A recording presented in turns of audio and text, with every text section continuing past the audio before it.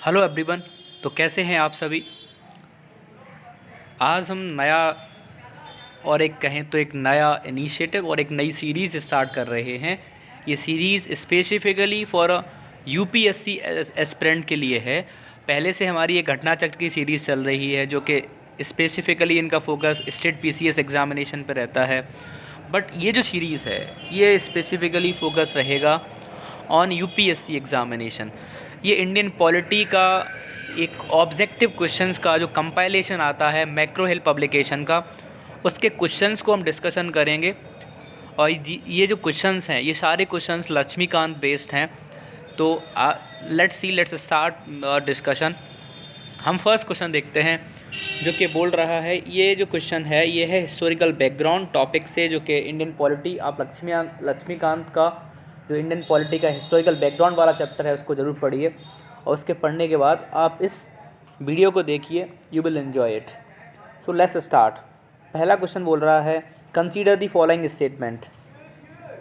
Consider the following statement. First statement क्या बोल रहा है, under the Government of India act of 1990। तो जो 1919 वाला गवर्नमेंट ऑफ इंडिया एक्ट था उसमें Indian legislature was made more representative and for the first time by cameralism was introduce. ये बात सही है क्योंकि इंडियन लेजिस्लेचर के अंदर जो रिप्रेजेंटेशन था वो इंक्रीज़ कर दिया था। इसी टाइम पर डायरेक्ट इलेक्शंस पर इंट्रोड्यूस करे गए थे, और ये पहला ही यही टाइम है कि जब बाई कैमरलिज्म इंट्रोड्यूस किया गया था। तो statement first is correct. And second statement, under the Government of India act of 1935 which prescribe a federation taking the provinces and Indian state as a unit. तो obviously Government of India act of 1935 ने federation introduce किया था, जो कि बोल रहा था कि to taking the province and state as a unit. So statement B is also correct. So इसमें से कौन सा हो जाएगा, C is correct answer. Okay, next move to next question. Now which of the following are the principal feature of the Government of India act of 1919। ये पूछ रहा है कि इनमें से कौन से प्रिंसिपल फीचर्स हैं जो कि government of India act of 1919 से इंट्रोड्यूस करे गए हैं। तो फर्स्ट अगर स्टेटमेंट देखें आप, introduction of dyarchy in the executive government of the provinces. Yes, this is a correct. Dyarchy provinces में इंट्रोड्यूस करी गई थी, हाँ ये सही है, पहला स्टेटमेंट सही है। दूसरा स्टेटमेंट देखिए, introduction of the separate electorate for the Muslims. अब सेकंड स्टेटमेंट को आप सही से पढ़ें। Introduction of separate communal electorate for the Muslims, ये मुस्लिम्स के लिए किस एक्ट में इंट्रोड्यूस किया गया था, ये किया गया था government of India act of 1909। Means जो इंडियन काउंसिल एक्ट था 1909 का, उसके जरिए, that is we also called that is ना मॉरले मिंटो रिफॉर्म। तो अगर सेकंड स्टेटमेंट हो जाती है गलत, जब सेकंड स्टेटमेंट गलत हो जाती है, अब we will use now here the elimination techniques, जिसके जरिए हम क्या कर सकते हैं, without knowing all the options you can come to a correct answer. जैसे कि आपने देखना दो, अब दो जिसमें है, अगर दो गलत हो गया तो ए नहीं होगा, सी नहीं होगा, बी नहीं होगा, तो आंसर क्या हो जाएगा, D will be the correct answer. अब हम आगे के स्टेटमेंट अगर नहीं भी पढ़ते हैं तब भी हमारा काम चल जाएगा, इससे अपना टाइम बचाएंगे। बट फिर भी हम देख लेते हैं एक बार कौन से प्रोविजंस इंट्रोड्यूस करे गए थे। Devolution of the legislative authority by the centre to the provinces. Yes, this is correct कि सेंटर ने प्रोविंसेस को लेजिस्लेटिव अथॉरिटी दे दी थी कि वो भी अब लॉ बना सकते हैं। Expansion and reconstitution of central and provincial legislature. Yes, this is also correct. Fourth भी करेक्ट है, तो आंसर हो जाएगा D 1, 3, 4। Move to the next question. Third question बोल रहा है, consider the following statement. First statement पढ़िए, जो first public service commission India वो setup in the year 1926। Yes, on the recommendation of the Lee commission on the superior civil services in India. कि जो पहला public service commission है भारत में 1926 में setup किया गया था, किसकी रिकमेंडेशन पे, on the Lee commission on the superior civil services in India. Yes, this is statement is correct. So first is correct.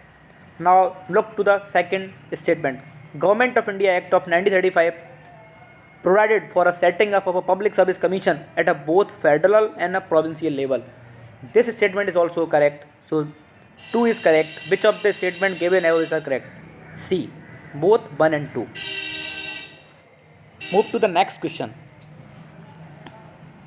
Which one of the following act provided the setting up of a board of control in Britain through which British government could fully control the British East India Company's civil, military and revenue affair in India। तो क्या हुआ था, ये जो था ये था Pitts India act of 1784। Answer will be B. इससे पहले एक एक्ट आया था रेगुलेटिंग एक्ट जो कि है ऑफ 1773। इसके अंदर गवर्नमेंट चाह रही थी थोड़ा कंट्रोल होना चाहिए ईस्ट इंडिया कंपनी के अफेयर के ऊपर, ब्रिटिश गवर्नमेंट। लेकिन ये जो एक्ट था इसने पावर तो रिड्यूस करी थी ईस्ट इंडिया कंपनी की, but still east India company अच्छा खासा शेयर एंजॉय कर रही थी और अच्छे खासी पावर उसके पास थे।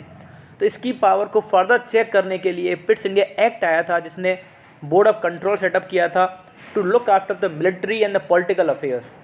लेकिन इसी के साथ साथ एक कोर्ट ऑफ डायरेक्टर भी था जो कि देख रहा था किस फंक्शंस को। Court of director was looking after the economic affairs.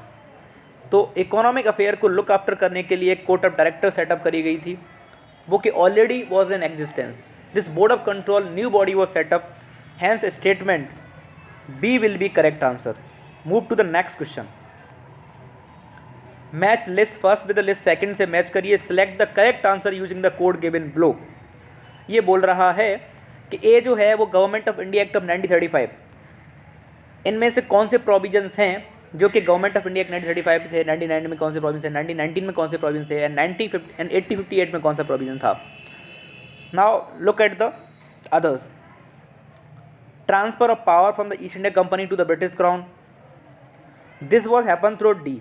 So Government of India Act 1858 ने क्या किया था कि जो पावर्स थी उसको ट्रांसफ़र किया है, तो ए का हो जाए, डी का हो जाएगा बन। अब यहाँ पर भी हम अपना एलिमिनेशन रूल यूज़ करेंगे। जब डी का बन हो गया तो अब डी का बन किस में है, बी और डी में, तो ए हो नहीं सकता, सी हो नहीं सकता, तो ये दोनों कट गए। अब एक और ऑप्शन देख लीजिए, अगर वो मिल गया आप तो then you will get the correct answer. Indian council act of 1909 से it envisages dominion status to India, no.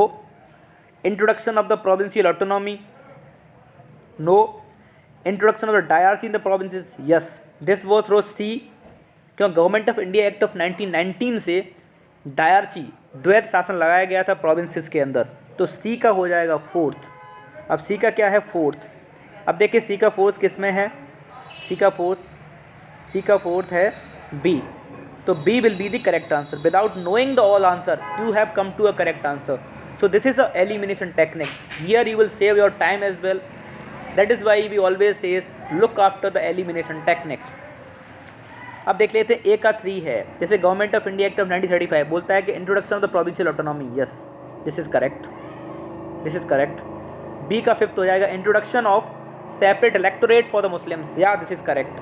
So B का क्या हो जाएगा, 5th हो जाएगा, बी का हो जाएगा 5th। सेपरेट इलेक्टोरेट मुस्लिम्स को किससे इंट्रोड्यूस किया गया था, government Indian council act of 1909, also called as a Morley Minto reforms. Now jump to the next question. Partially the responsible government in the provinces were established under one of the following act. So this was through Government of India Act of 1919. मतलब पूरी तरीके से responsible government provinces में अभी introduce नहीं करी थी, लेकिन Government of India act of 1919 ने at least partially responsible government at the provinces was established. So A will be the correct answer. Now 7th question. Initially the idea of recruitment on a merit principle can be traced back to, obviously it was Macaulay committee जो कि setup करी गई थी 1833 William Bentinck के time पर। उसकी recommendations थी कि जो रिक्रूटमेंट होना चाहिए सिविल सर्वेंट का वो मेरिट प्रिंसिपल्स पे होना चाहिए, मींस एग्ज़ाम्स होने चाहिए, इंडियंस को और यूरोपियंस को इक्वल चांस मिलना चाहिए to participate in Indian civil services examination. That was idea.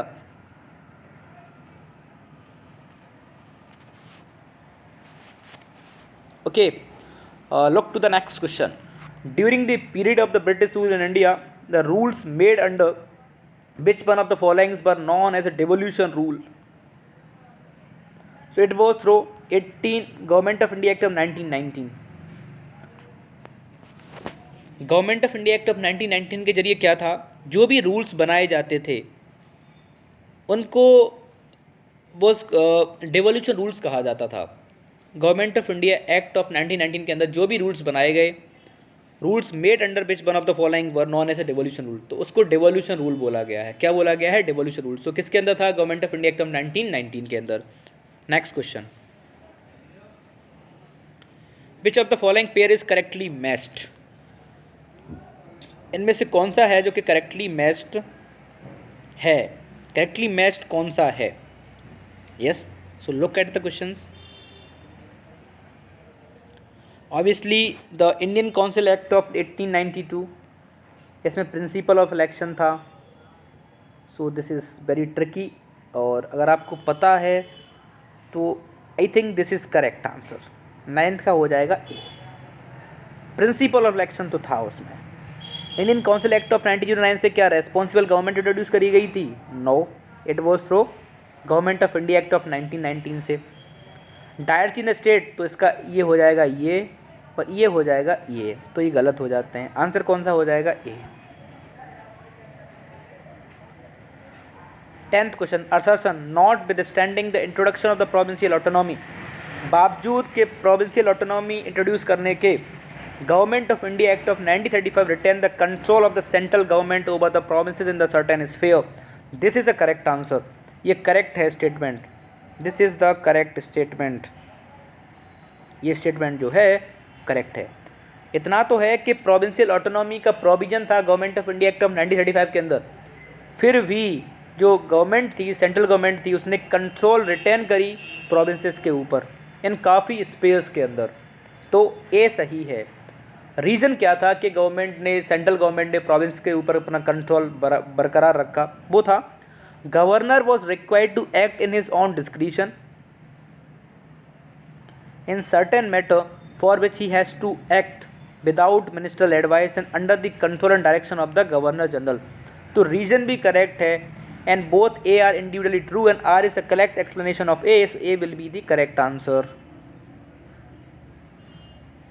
In federation established by the act of 1935, residuary power were given to the, अब ये बहुत इंपॉर्टेंट है क्योंकि जो government of India act of 1935 से जो रेजिडरी पावर्स थी, residuary powers वो पावर होती हैं जो किसी भी लिस्ट के अंदर डिफाइन नहीं है, नाइदर वो स्टेट लिस्ट के अंदर डिफाइन है, ना वो यूनियन लिस्ट के अंदर डिफाइन है, ना वो कंकरेंट लिस्ट के अंदर डिफाइन है।